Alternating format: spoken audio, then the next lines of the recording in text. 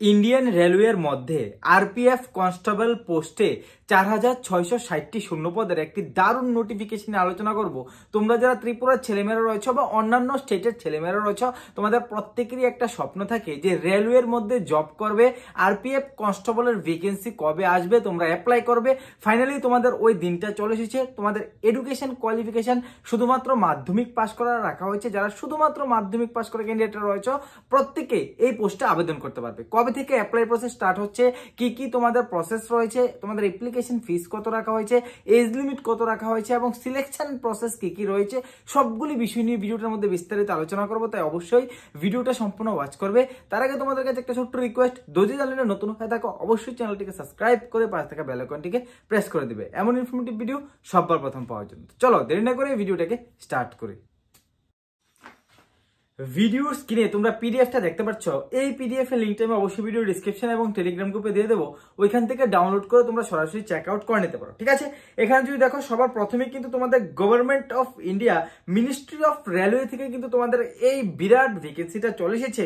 তোমরা এখানে প্রশ্ন বলা রয়েছে রেলওয়ে রিক্রুটমেন্ট বোর্ড RRB, তোমাদের কিন্তু এখানে রয়েছে। এখানে অ্যাডভার্টাইজমেন্ট নাম্বারও রয়েছে, তোমরা অবশ্যই কিন্তু এখানে চেক আউট করে নিতে পারো, ঠিক আছে। তোমরা যারা যারা আবেদন করবে তোমাদের কিন্তু সবার প্রথমেই অনলাইন ডেট দেওয়া হচ্ছে যে তোমাদের কবে থেকে কতদিন পর্যন্ত তোমাদের অনলাইন রাখা হয়েছে। দেখো এখানে তোমাদের total name of the post sub ইন্সপেক্টরের ভ্যাকেন্সি রয়েছে এবং কনস্টেবলের ভ্যাকেন্সি রয়েছে। সাব ইন্সপেক্টরের মধ্যে তোমাদের বেশি ভ্যাকেন্সি নেই, কনস্টেবলের মধ্যে কিন্তু সব থেকে বেশি ভ্যাকেন্সি রাখা হয়েছে। তোমাদের অনলাইন অ্যাপ্লিকেশন স্টার্ট হয়ে যাবে 14/4/2024 থেকে, অর্থাৎ তোমাদের কাছে কিন্তু আরো 2 মাস নেক্সট মান্থ থেকে কিন্তু তোমাদের ফর্ম ফিল আপ স্টার্ট হবে এবং তোমাদের লাস্ট ডেট থাকবে 14/5/2024, ঠিক আছে। 15/4/2024 তোমাদের ফর্ম ফিল আপ স্টার্ট হবে এবং 14/5/2024 তোমাদের কিন্তু ফর্ম ফিল আপটা ক্লোজ হয়ে যাবে। আমি আবারও বলছি, এটার কিন্তু আরেকটা অফিসিয়াল নোটিফিকেশনও কিন্তু আসবে। এখন তোমাদের কিন্তু এটা জানানো হচ্ছে যে তোমাদের কবে থেকে কবের মধ্যে নোটিফিকেশন আসবে বা কি কি ক্রাইটেরিয়া রয়েছে, ওইগুলো কিন্তু অফিসিয়াল ভাবে তোমাদের জানানো হয়ে যাচ্ছে, ঠিক আছে, যাতে তোমরা ভালোভাবে প্রিপারেশন নিতে পারো। তোমাদের এক্সামটাও কিন্তু খুব তাড়াতাড়ি হয়ে যাবে। তাই অবশ্যই যারা যারা ভিডিওটা দেখছো তোমরা আরপিএফ এর মধ্যে আর রেলওয়ে আরপিএফ কনস্টেবলের মধ্যে ভর্তি হতে চাও, তোমরা অবশ্যই ভালোভাবে প্রিপারেশন করবে, ঠিক আছে। তাহলে কিন্তু তোমরা নেক্সট যখন সিবিটি টেস্ট হবে বা ফিজিক্যাল হবে তোমাদের কিন্তু কোনো রকম প্রবলেম হবে না, তোমরা ইজিলি কোয়ালিফাইড করতে পারবে, ঠিক আছে।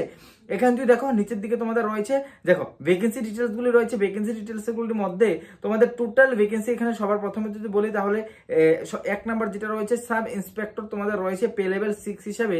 তোমাদের কিন্তু education qualification graduate in any recognised university, অর্থাৎ যারা সাব ইন্সপেক্টর পোস্টের মধ্যে আবেদন করবে তোমাদের গ্রাজুয়েশন হলো হবে যে কোনো ইউনিভার্সিটি থেকে তোমরা গ্রাজুয়েশন পাস করে তোমরা আবেদন করতে পারবে।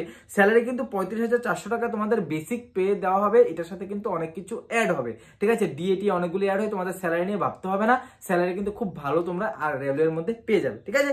এখানে যদি দেখো তোমাদের এজ লিমিট 20 বছর থেকে 28 বছর কিন্তু তোমাদের এই ইন্সপেক্টরের জন্য সাব ইন্সপেক্টর পোস্টের জন্য কিন্তু রাখা হয়েছে। টোটাল ভ্যাকেন্সি যদি দেখো সাব ইন্সপেক্টরের মধ্যে 452টি তোমাদের টোটাল ভ্যাকেন্সি রয়েছে। তারপর যেটা রয়েছে তোমাদের কনস্টেবল, যেটা অনেক আমাদের ছাত্রছাত্রীরা যারা রয়েছে ত্রিপুরা এবং অন্যান্য স্টেটের, তোমাদের অনেকেরই স্বপ্ন থাকে যে রেলওয়ে কনস্টেবলের জবটা তোমরা করবে। তো তোমাদেরই কিন্তু জন্য ভ্যাকেন্সিটা রয়েছে। দেখো কনস্টেবল রয়েছে পে লেভেল 3 হিসেবে তোমাদের কিন্তু স্যালারি দেওয়া হবে। মিনিমাম 10 পাস, অর্থাৎ শুধুমাত্র মাধ্যমিক পাস করা যারা যারা রয়েছে ছেলে মেয়ে প্রত্যেকে তোমরা কিন্তু এই কনস্টেবল পোস্টের মধ্যে আবেদন করতে পারবে। 21,700 টাকা তোমাদের স্যালারি থাকবে এবং তোমাদের এজ লিমিট রাখা হয়েছে কিন্তু তোমাদের 18 থেকে 28 বছর। এজ লিমিটটা ভালোভাবে লক্ষ্য করবে, 18 থেকে 28 বছর তোমাদের এজ লিমিট রাখা হয়েছে। শূন্যপদ সংখ্যা রয়েছে 4208টি শূন্যপদ তোমাদের কিন্তু এই কনস্টেবলের মধ্যে রাখা হয়েছে। তো ভালো একটা ভ্যাকেন্সি রয়েছে, তোমরা অবশ্যই যারা যারা আবেদন করতে চাও তোমরা অবশ্যই আবেদন করতে পারো, ঠিক আছে। এখানে যদি দেখো তাহলে এজ লিমিট তোমাদের আমি উপরে বলেই দিলাম, এখানে এজ লিমিটের কথা বলা রয়েছে। তারপর যদি তোমাদেরকে বলি মোড অফ এক্সামিনেশন, তোমাদের এক্সামিনেশনের মধ্যে কম্পিউটার বেসড টেস্ট নেওয়া হবে, অর্থাৎ তোমাদের কিন্তু একটা সিবিটি এক্সাম দিতে হবে, যেটা ত্রিপুরা রাজ্যের মধ্যে হতে পারে বা অন্যান্য স্টেটের মধ্যে তোমাদের হতে পারে। বাট এক্ষেত্রে 100% শিওর রয়েছে আমাদের ত্রিপুরা রাজ্যের মধ্যেই তোমাদের সিবিটি এক্সামটা হবে। এখনো পর্যন্ত এই নোটিফিকেশনটা কিন্তু তোমাদের জাস্ট জানানো হচ্ছে যে তোমাদের এই ডেট থেকে এই ডেটের মধ্যে ফর্ম ফিল আপ চলবে। অফিসিয়ালি ভাবে কিন্তু একটা সবগুলি বিষয় নিয়ে যে পিডিএফটা, ওই পিডিএফটা কিন্তু এখনো পর্যন্ত আসেনি। আবার বলে রাখছি, তোমাদের শুধুমাত্র জানানো হচ্ছে যে নেক্সট মান্থ থেকে তোমাদের ফর্ম ফিল আপ স্টার্ট হয়ে যাবে, ঠিক আছে।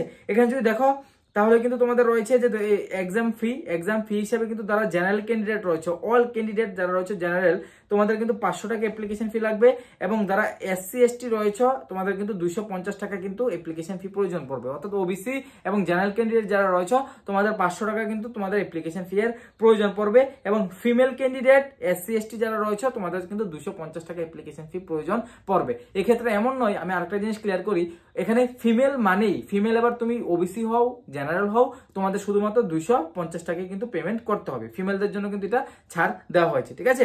এখানে ক্যান্ডিডেট তোমাদের কিন্তু ডিটেলস গুলো রয়েছে, অবশ্যই তোমরা একবার চেক আউট করে নিতে পারো। এখানে তোমাদের সেন্টার জোন, ঠিক আছে, candidate are advise to refer only for official website.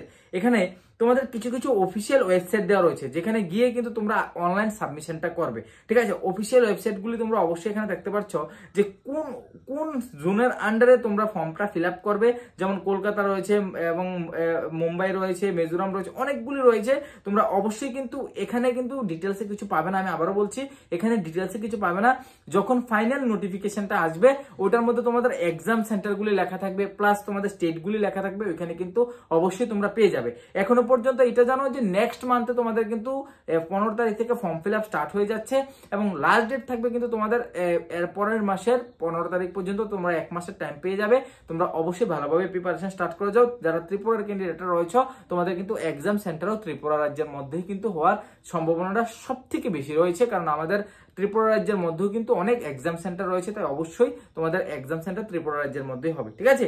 এটা হলো আজকের নোটিফিকেশন। যদি কোনো কোশ্চেন থাকে অবশ্যই বলতে পারো। তোমাদের জন্য খুব ভালো একটা অপরচুনিটি, যেহেতু কনস্টেবল RPF এর কনস্টেবলের মধ্যে শুধুমাত্র মাধ্যমিক পাশে নিয়োগ করা হচ্ছে। একদম ভালোভাবে প্রিপারেশন করবে যাতে ভালো সিলেকশন তোমরা পেতে পারো, ঠিক আছে। আজকের জন্য এতটুকু রাখলাম। জয় হিন্দ, বন্দে মাতরম।